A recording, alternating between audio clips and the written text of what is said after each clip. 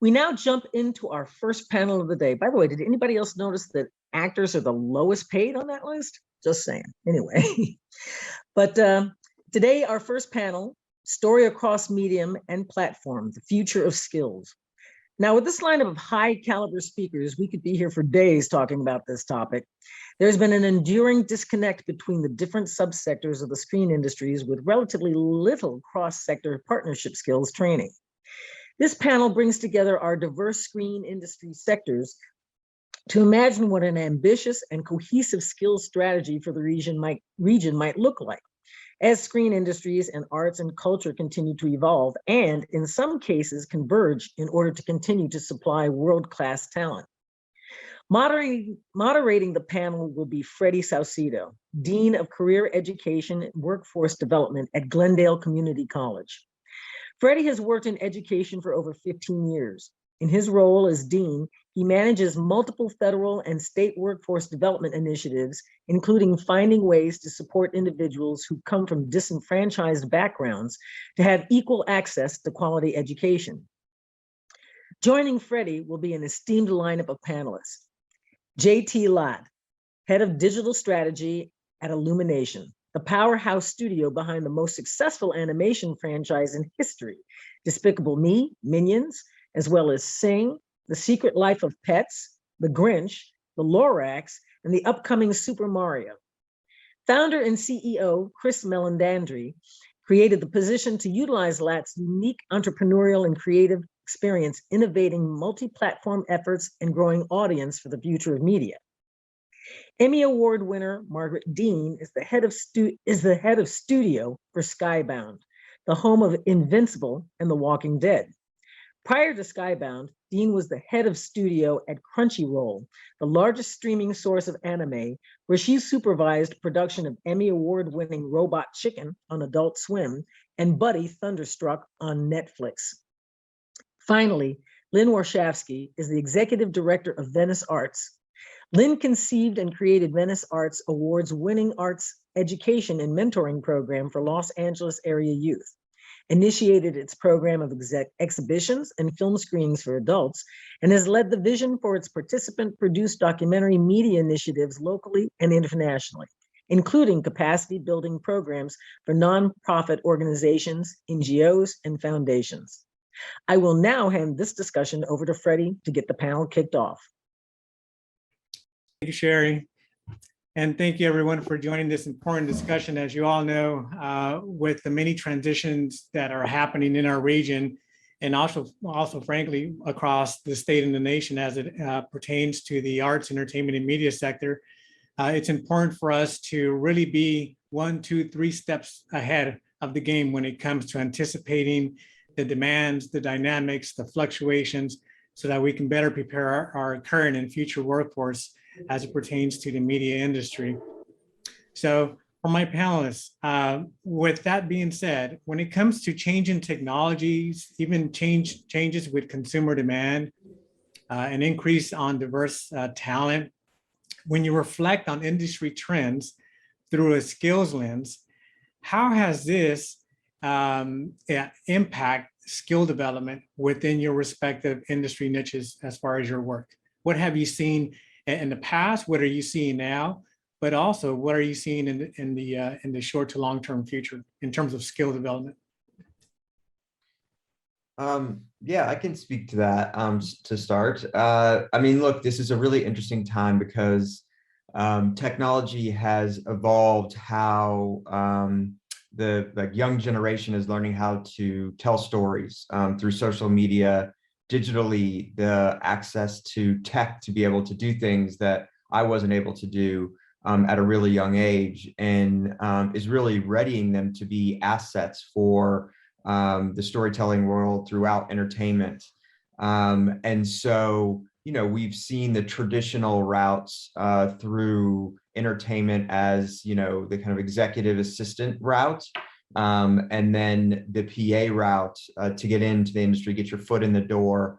And, you know, early on, and then even when I was getting going, it was, you know, you had to have that four-year degree as the barrier of entry. That was like the filter to get into the industry. And then everyone's at a level playing field, which is a completely unique situation. There's basically no other industry like that, which is amazing. But I think we're at a point now where everyone is aware that you don't necessarily need that traditional route of education, that there are other ways through apprenticeships and internships to get past that filter and get access, not needing that traditional four-year experience in certain sectors of entertainment. I would add that, in animation, the demand for content has just exploded, in particular with as a result of the pandemic and the limitations of live action production over the last couple of years. And animation has been able to just continue to plow right through and keep everyone working from home. And what that's done is increase the demand in talent.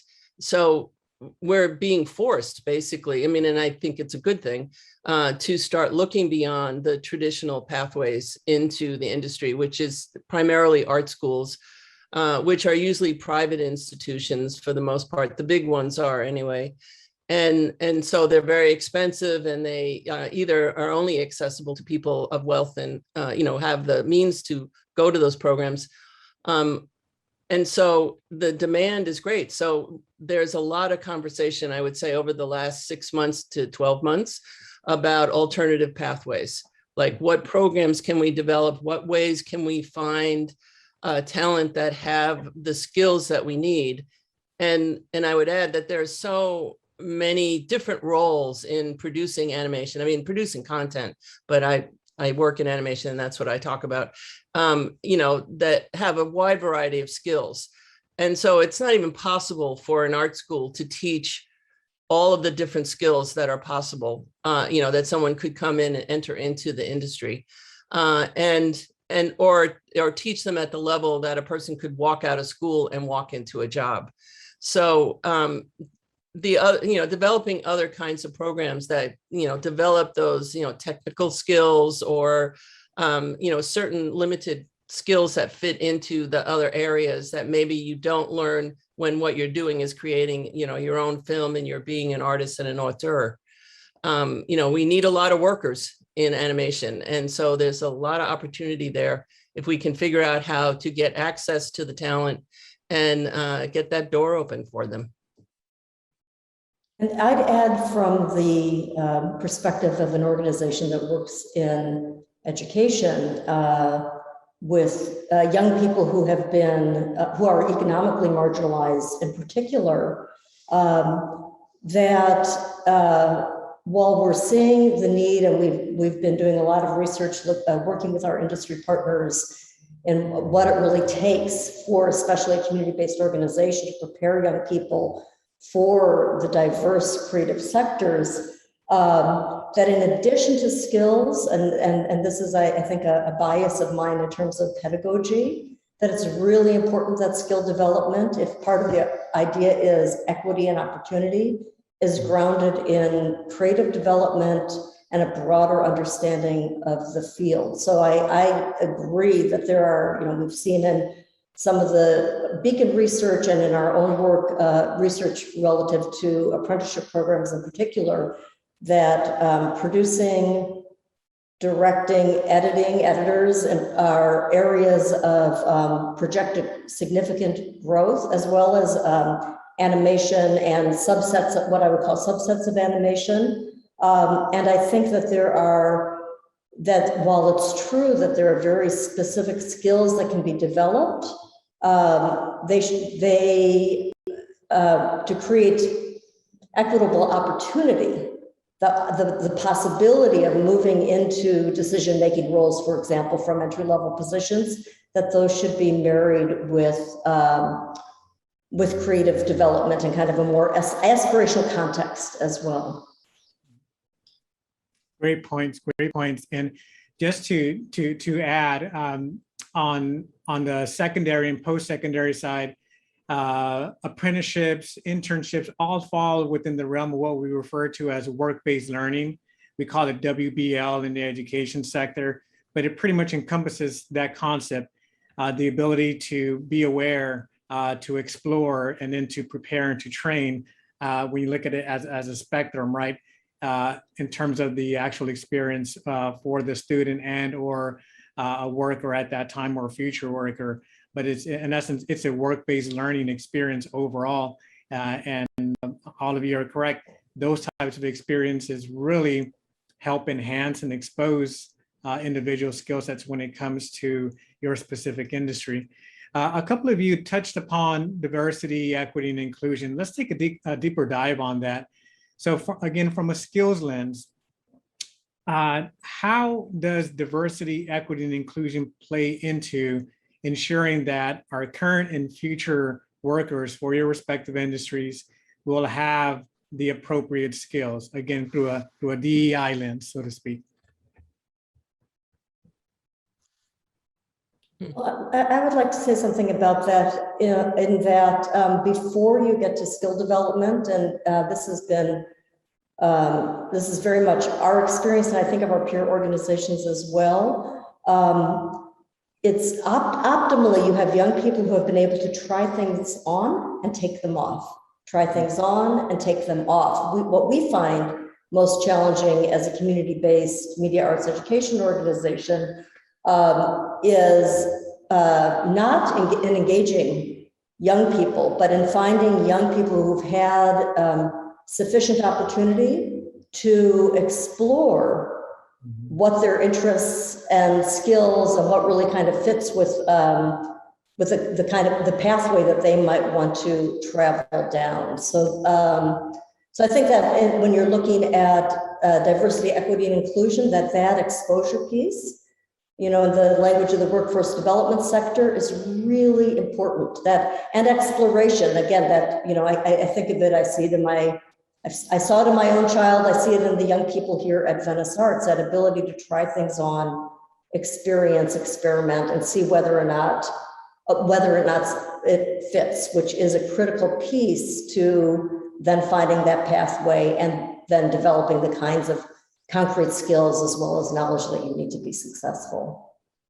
Yeah, and I mean, I think that's a big part of what that student or child or worker gets back from the opportunity is learning what you don't like is just as important as learning what you do, and having exposure in some of these companies that do multiple things. There's so many routes in entertainment, even within studios, of marketing, finance, partnerships, digital, and as we talk about diversity, and we talk about what we do at Illumination and what all of these entertainment companies do in trying to reach audiences and making sure that you represent the audience that you're trying to reach, and the growing multicultural audience, and the importance of having different points of view within the company, and also with younger people coming into the company and really understanding the language and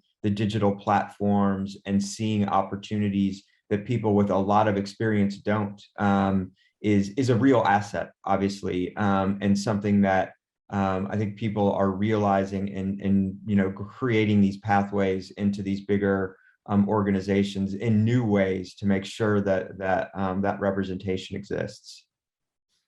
I think what I would add is, I do want to add that in my background, the other job that I have is that I'm president of Women in Animation. And in the work that we've been doing, what we see is, a huge issue for women and gender underrepresented people is actually, there's the systemic side of it. There's the institutional application process and all of the pipeline stuff that we have and we'll talk about. But there's also the internal issues. And in a lot of ways, with women in particular, I feel like that's extra strong. There's so much work that we do with talent development, which is about, confidence and self-esteem and belief that you deserve these jobs, or that it's even a possibility. So for the first few years of our work, we did a lot of programs where we were just bringing women out who were successful, who had somehow broken through the barrier, and just started showing people they exist. Like, it is possible to be a woman and be a director. It is possible to be female and or an underrepresented person and be an art director, or so on and so forth, or run a studio, those kind of things. And it's just such an important step, again, especially for, it's probably for all underrepresented people, to have that sort of, to get them to the point where they want to make the effort to, to enter into the field. I think that's, half of the struggle. Like, when I think about DEI issues in what we're talking about, just getting them to knock on the door in the first place is a huge step. A lot of great work that's happening, and thanks for sharing about your other hat, Margaret, because it definitely makes an impact when you take into account underrepresented genders, when it pertains to specific occupations and their involvement or their participation, and keep up the good work in that arena, so that that the spillover effect can be felt across sectors within your specific industries. When it comes to what's happening right now, as far as the pandemic, the impact of the pandemic, one major piece that I recently read about is just the way that content is delivered or received on the other side, right? So with the changing of content delivery platforms, especially now that has been exacerbated by the pandemic, for example, in terms of skills, how has that had an impact on skill development, the development of new skills, or having to adjust because of that? Anyone? Well, I think for animation, as I said earlier, it hasn't changed it that much. I mean, I think other than perhaps the feature world, and then it would be apply, similar to live action features, and that people are not watching, going to theaters to watch it. But, I think the majority of animation that people have watched, they've watched on a small screen always anyway. And so, I really think that as far as the putting out of the content, or the delivery of the content, it hasn't changed that much for animation. I mean, it's all digital, and we had moved into a digital era, at the turn of the century. And, where CG animation started really blooming, and, the hand-drawn animation, it's still being done but it's, all painted in digitally. And so the whole world has shifted really pretty much to a digital platform. So transferring, whether or not it's for a network or it's for a streamer, as far as we're concerned in the making of it, it's the same thing. Yeah, And I think. Sorry, JT, go ahead. Oh, it's okay. I think where the big accelerant has happened is in marketing of the product, whether it be a film or series, the opportunities to reach young audiences, as places like TikTok and Roblox, the metaverse, all of these things are taking off as areas to tell stories, to drive people to the premium content, whether it exists on Netflix or in theaters only. So I think that there are a lot of opportunities there, that it's the best way to reach an audience in an impactful and engaging way. So we're concentrating heavily on that. I mean, that's part of what I do at Illumination. So it doesn't just have to do with the distribution and the day and date windowing of films that people haven't had before the pandemic, but it's where you can reach the audience and where they exist, as some of the other IRL activations were pulled back during the pandemic. So stuff that was probably going to happen in the next 5 years happened in 5 months, which is really exciting, and again provides opportunity for people who are very in touch with those platforms and those ways of communicating through gaming and social media. So just to add that. And the only thing that I would add from the educational perspective is that it's really required nonprofit educational organizations, and I imagine other educational sectors as well, to make sure that its teaching staff and its teaching artists are staying current with contemporary technologies, both around the development of content as well as the delivery.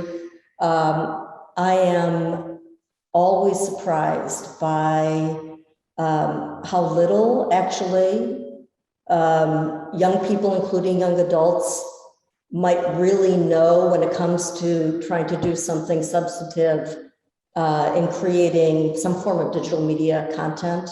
We saw that a lot this spring when we were working with the county on a film and digital media career pathway pilot.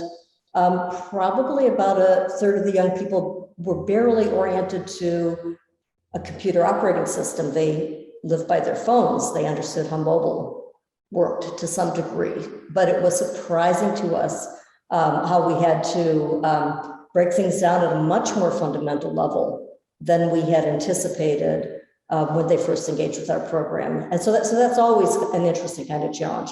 Again, both in terms of content development, but also delivery and dissemination, that young people they're digital natives, but this is a whole way for them to think about how they use those tools that are ubiquitous in their lives. And on that topic, as it relates to skills, as we all know, the focus of this particular presentation panel is also taking a look at those skills that can be crossed over, right? That can be replicated within the industry, within different pathways and occupations that support each other. So when it comes to the specific skill sets, but really looking at those tangible crossover skills, those hard skills, but also what they call those soft skills as well. A few of you have already touched upon this. What are some key essential skills that could be crossovered and applied in a changing dynamic environment like your specific sectors that you think are vital for not only current workers, but also for new workers coming in, i.e. our students that we're exposing and preparing now, so that they already come in a bit flexible, a bit with a taste as far as a specific skill or skill set that they'll be able to apply in different areas. So again, through that skills lens, but also with a little twist as far as crossover applicability. I mean, I'll jump in if it's okay. There's so many basic skills, like, to work in production, in animation production, and, just starting out at the most fundamental, being able to write. And it's not like you have to write big stories, but being able to communicate through writing, because most of our communication is through email and texting and all the various forms of Slack, et cetera, et cetera. And if you are able to, succinctly communicate an idea or a concept or a problem or a question, and then respond and stay on top of being able to go back and forth. I mean, that's the core of all production management, and I think all surviving in this industry, which I also see often is lacking in people when they first come in. They don't understand the sort of basics, how to communicate through writing. And then I think from a production management is such a huge area of a production team that often gets overlooked. Like people, they're the behind the scenes people. So there's using Excel, there's using various databases, even if you can, handle FileMaker Pro. I mean, I think you could rattle through a list of various softwares that if you are really good at using these softwares, that's a big step right there, and I would say all the basic Office ones, as well as, if you're interested in post-production, minimally Premiere, and probably Premiere would be a good place to start, any of the Creative Suite on Apple to understand how to use Photoshop and After Effects. I mean, just starting with those, if you can come in and being really dexterous at using that software, someone will find a way to get you in the door and get you in a seat, because that's what we're really pretty desperately looking for.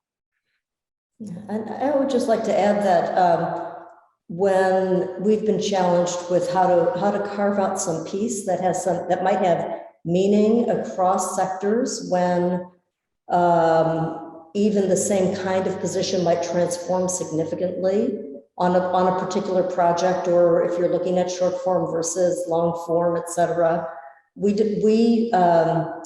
developed a curriculum that focused on short form video content creation, because it allowed us, and so it kind of echoes some of what you're saying, Margaret, it allowed us to take young people from imagination, ideation, brainstorming, idea development, development and pre-production through production, making something, getting to rotate through crew roles and that kind of thing, to post-production, and in particular building their skills with Adobe Suite and being certified in Adobe Premiere Pro, and the theory being that provides them with a broad understanding, because that's helpful. And sometimes I think those of us who've been working for a long time, we forget about that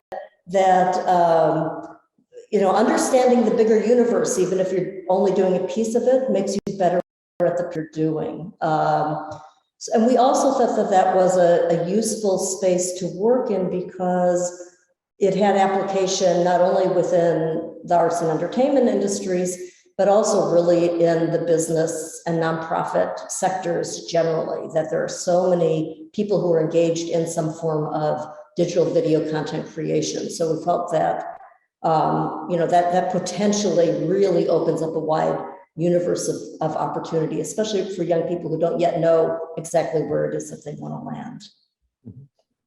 Yeah, and I would say, and this is the tough part that, I think we're talking about here, is it depends on what route you're going to take, and those like transferable skills of that seem very obvious, right? Hardworking, passionate about the sector, willing to learn. And Freddy, you talked about flexibility. I think that's a big one in the industry we're in, because it's changing constantly.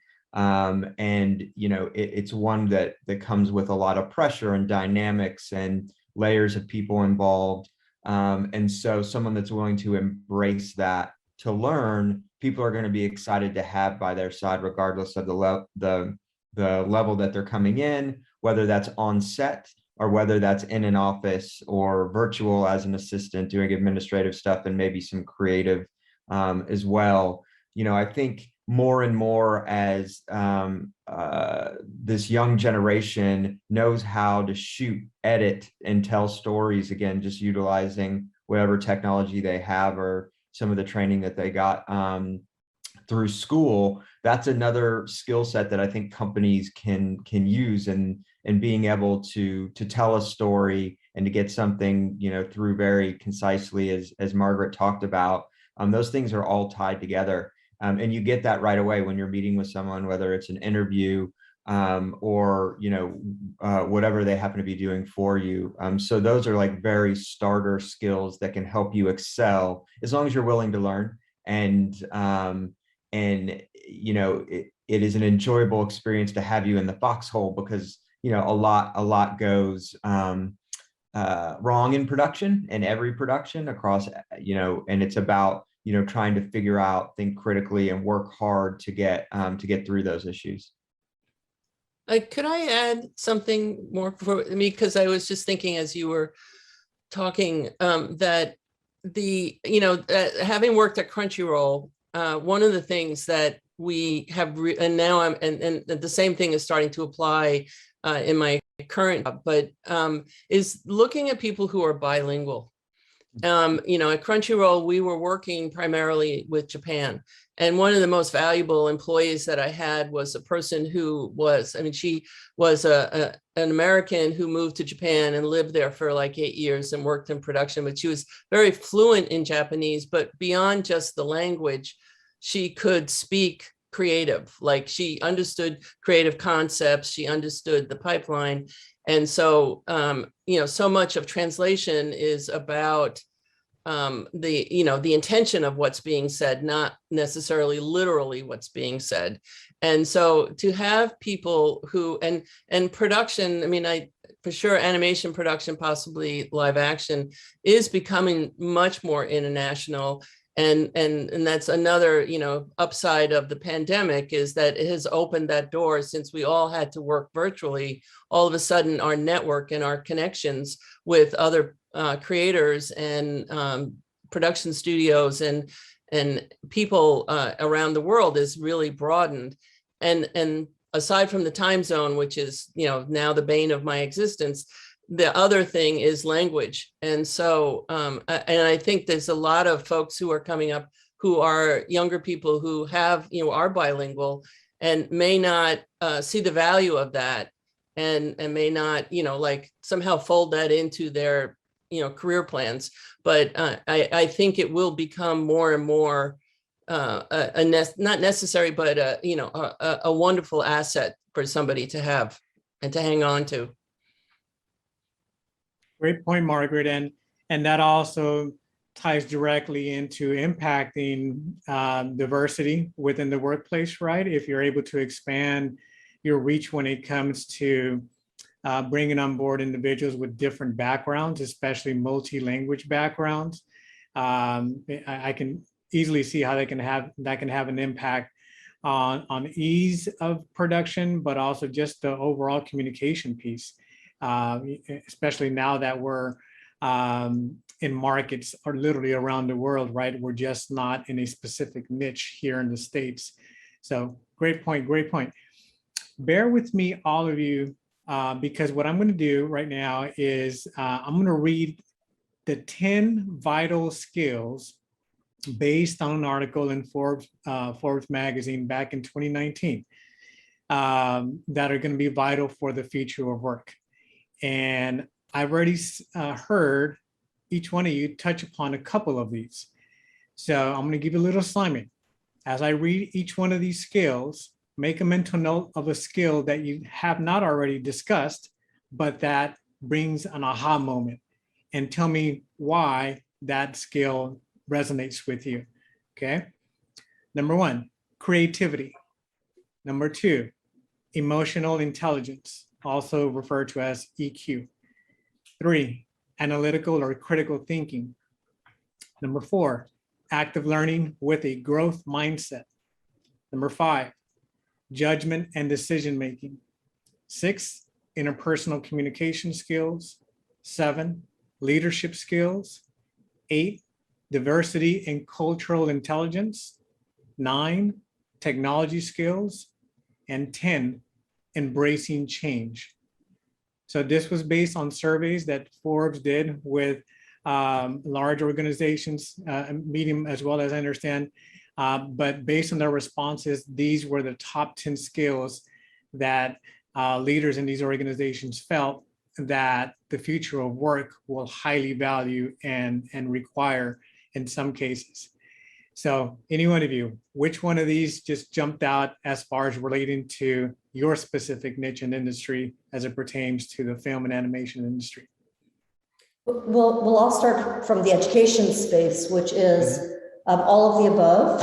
Yeah. So that's kind of references what I was saying earlier about some of this is about pedagogy. So for example, so that when we're talking about skill development, if it's going to happen out of our organization, and I would say our peer community-based organizations, it's going to be situated also in creativity, aspiration, critical thinking, building self-efficacy, because it's collaboration. So that's really common, and not only to our approach, but I think the approach of many arts organizations, arts education organizations that are, they're interested in project-based learning and really see creative development as part and parcel of human development, because none of us really know ultimately what pathway any individual who comes through one of our programs is going to take, right? So I think all of the above, and I think it's really important to elevate that in the conversations that we have. across sectors within the county as we look to building new models. Because because it's not only about skill mastery, that's critical, obviously. But I would say skill mastery from the way that we work, skill mastery in service of creativity. So for us, that piece of creativity is really that dominates, that's central. And then the skill is developed to really to support its flourishing. I think the two that jumped out for me actually were, in my mind, almost not contradict, but they're in sort of doing a dance with each other. And that is the be analytical and the judgment and decisions. And one of the things that I've noticed over time that has changed is, and part of this is that because I moved, Crunchyroll is essentially a tech company. So I moved from entertainment to tech, and now I moved back to entertainment.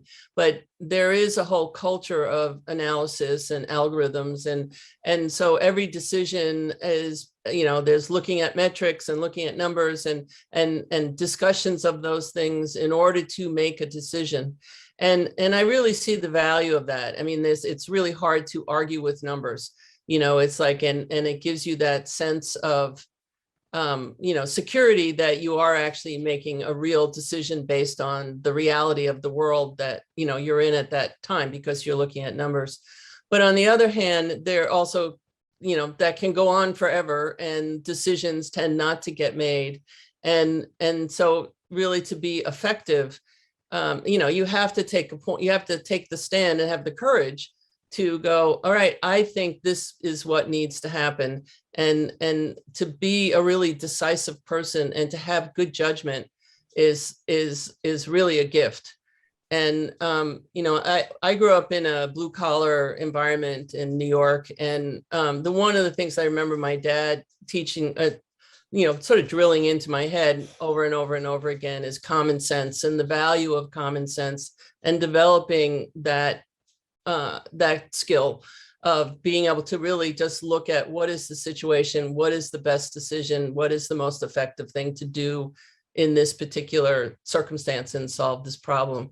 So, and sometimes you can't calculate the numbers to come to that decision. So, and I have met people, very young people, first time in their job that are, have a brilliant sense of judgment. Like they just seem to have the brain just works that way. And then I've met other people who just don't have that gift and that talent. So I 100% agree with actually both of those things. Yeah, and I'd say, obviously those skills are amazing, all of them. But there are two that I think that can actually be an asset to put students and young people ahead of the people that are hiring them in technology and embracing change, which I think is a really big opportunity for them. Again, as it's changing so quickly and they're so familiar with how to communicate and tell stories across these platforms and utilize the technology to tell these stories, that's an immediate asset that they can bring to a company and have impact. Depending on, which route that they're taking. Communication is always so important, and understanding how to do that through layers of companies or production. It's all the same. There's, understanding what everybody's doing and how to be helpful when you're in that first job. But I think embracing change and technology, as I've seen through my career working at Red Bull and National Geographic, who have all gone through major change, and now at Illumination. So, having that, having those skill sets and coming with that experience and knowledge, which a lot of young people do, gives them, I think, a head start, which is amazing. And something that they should lead with, depending on the position that they're getting. Excellent points, all of you. Thanks for giving your insight on that. We've all been hearing about the impact of automation, artificial intelligence, those dynamics that's having on variety of different industry sectors. In your specific areas from a skills lens, what have you seen as far as that impact from automation and artificial intelligence already having now? And what do you already see at the horizon as far as coming down the road in your specific area? Again, through the lens of skill development and skills education and training, what should folks be anticipating as far as potential change because of those disruptions from AI and automation that you've seen and are already starting to see the writing on the wall? I can jump in. The idea of automation in animation, which I think for a lot of people on the outside of animation would believe, like, of course. And in fact, I've had people over the years go, I thought, what do you mean people draw these things? I thought it was all done by computers these days. And yes, a huge amount of work, and it's a certain kind of animation that is done by computers. But, animation, the word to animate is to breathe life into something. And there's, and maybe this is just how old school I am, but a machine can't do that, at least not now. And I don't see it happening. And so, there still needs to be the human hand in there. So I don't actually see, most of the technology that has, automated animation in some form or another over the last 20 years has just been a boon and has probably created more jobs or different jobs than there were. I wouldn't say it's taken away jobs. I think one of the new things that's coming up, it's been in play it's been in play for at least 10 years now, is game engine rendering, in-game rendering. And I think that's the biggest technological change that's going to happen in animation that will transform how we do stuff. I think it will just make it more efficient. I don't necessarily think it will decrease the work population or the workforce. But I do think it's a new technology that if people are, want to get into this industry to, like I was saying before, this is definitely one of those technology software things to master. And I know for sure, both Epic and Unity, which are the two main engines that are being used, are heavily involved in training programs and, doing like Women in Animation has been funded by Epic to do a training program. I think it will be with Hollywood High, and they want very much to train people to use their software because they get it. They understand that that's going to be the single biggest hindrance from them taking over the whole industry and having all production done through their systems is the limit of the workforce that knows how to use it. So I think that's going to be a great opportunity for lots of people. Yeah, I agree. And Margaret has a lot more experience than I do in this space, and I'm learning quickly. But one of the great things as the game engine technology is catching up is that, again, this whole generation of people came up in the gaming world and is used to seeing animation at that level. And so, as premium outlets and storytellers are telling stories to this audience as they get older, they will be familiar with this technology, how it looks, how the stories are being told. And, we're seeing, and I'm sure you guys are seeing across platforms that you're on, where people are animating themselves and starting to tell stories as animated characters. It's like weekly, it's progressing where people are able to utilize facial gestures to move characters. This is all within their phone. It's accessible to anyone to do that has a phone and the technology to do it. Whereas, a couple years ago, animation, again, you had to be very skilled in terms of drawing, and the process is just very different. And even the computer process to do that. So it's becoming more and more accessible, which will allow people to hone in their skill set. I think to get to the theatrical level that people expect now, we've got a little ways to go. But that doesn't mean it's not a huge asset for people to tell stories across digital, learn, and won't be, it will be very, very important in the future of across every platform. Thanks for sharing your insight on that. It's something that's, been at the surface. It's going to continue to be at the surface, and the better we're able to acknowledge it, recognize it, adapt with it, but more importantly, also through education and training programs to expose our future workers for the industry, the better equipped and prepared, they'll be. So as we're winding down here, I'm very curious from each of you, when we look at a skills education and training overall strategy for the region, for the state in general, what is that in terms of priority?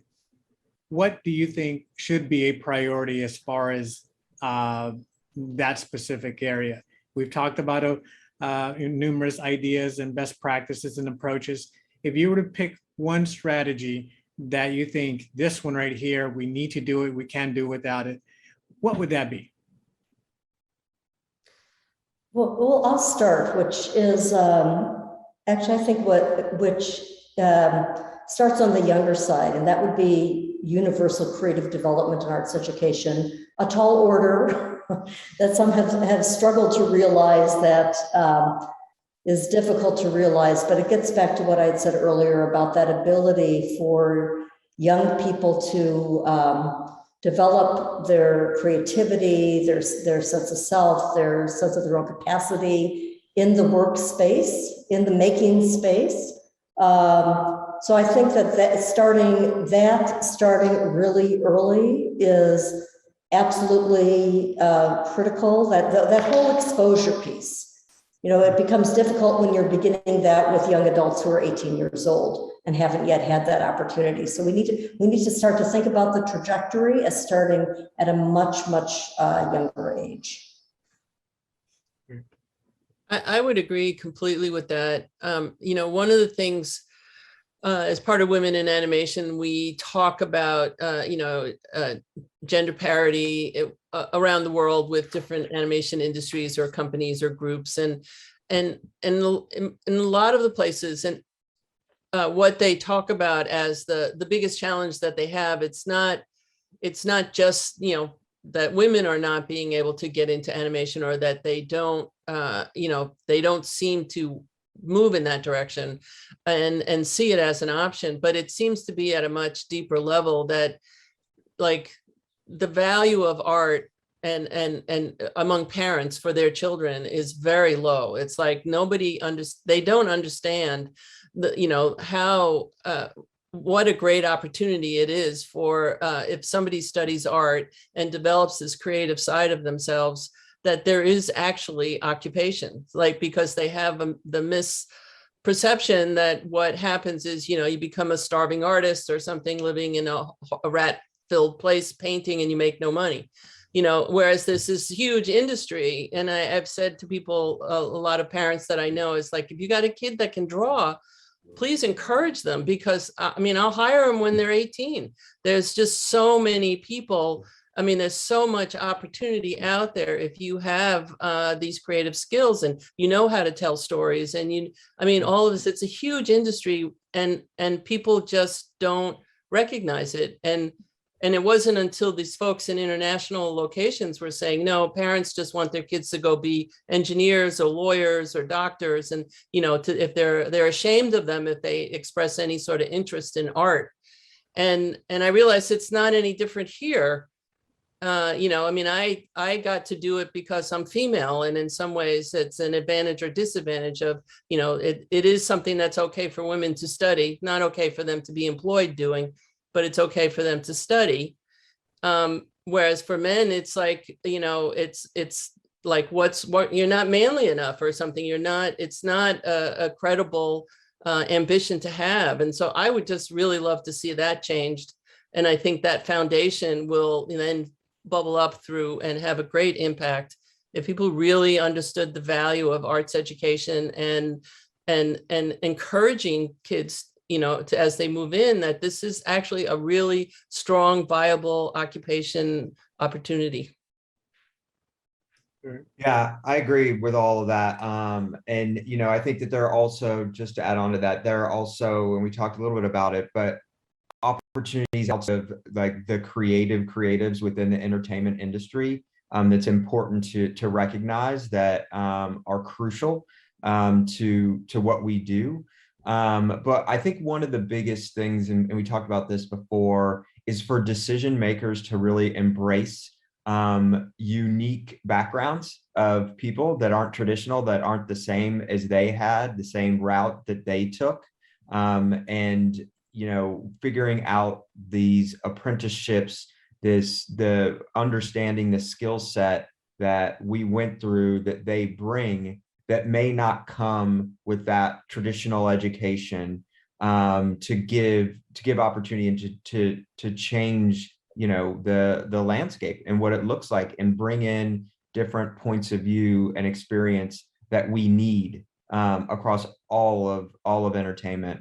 And that's, it's starting to happen, but that it kind of starts and ends with the decision makers who are doing the hiring of these entry-level positions and giving opportunity. Thanks, JT. Thank you, Lynn. Thank you, Margaret. We went just a bit over, but we can keep on going. I know, this is a fruitful discussion and a lot of rich topics to keep on. But thank you all for your contribution as far as your fields, what you've done, what you're doing, and what you'll continue to do. This conversation is definitely just a tip of the iceberg, and it'll continue as far as enhancement of skills and making sure that our future workers have the skills that are going to be needed for your respective niches. Sherry, I'm going to pass it on back to you, but thank you very much, everyone. Thank you, Freddie, and thank you, everybody else. That was really an amazing first panel. We value the time that you put in for us this morning, and sharing your stories and your insight.